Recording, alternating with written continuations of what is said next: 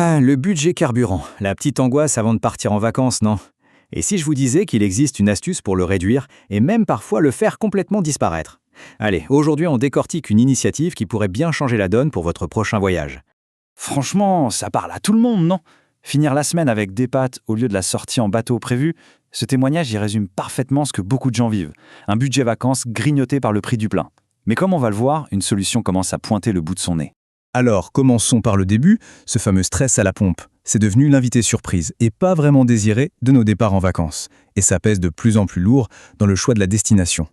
C'est la grande question en fait. Avant, on rêvait de paysages, d'activités. Maintenant, soyons honnêtes, on sort souvent la calculette avant même de regarder les photos de la plage. Et ce qui est fou, c'est que ce n'est pas juste une impression, c'est une vraie tendance de fond. Quand le plein coûte presque aussi cher qu'une nuit sur place, forcément il faut faire des choix.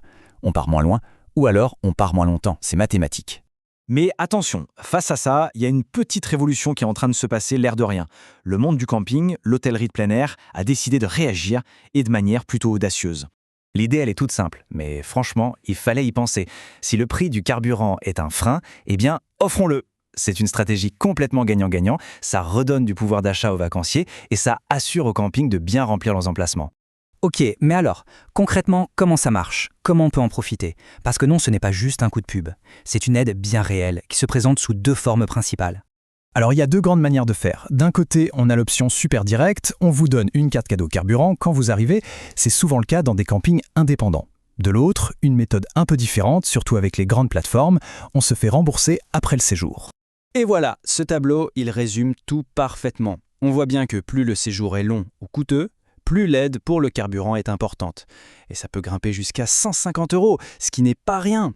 Alors pour la méthode du remboursement, la procédure est en fait assez simple. En gros, on réserve un séjour qui propose l'offre, on garde précieusement son ticket d'essence, on envoie la photo après les vacances et hop, le virement arrive.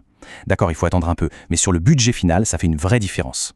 Mais ce qui est vraiment intéressant, c'est de voir plus loin que la simple économie.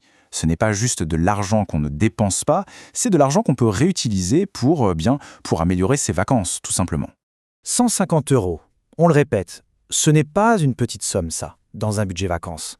Ça représente plusieurs restos en famille ou une super activité qu'on se serait peut-être refusé en temps normal. Du coup, la vraie question, c'est qu'est-ce qu'on fait de ce petit bonus? Comment est-ce qu'on transforme cette dépense un peu subie, le plein d'essence, en vrai budget plaisir?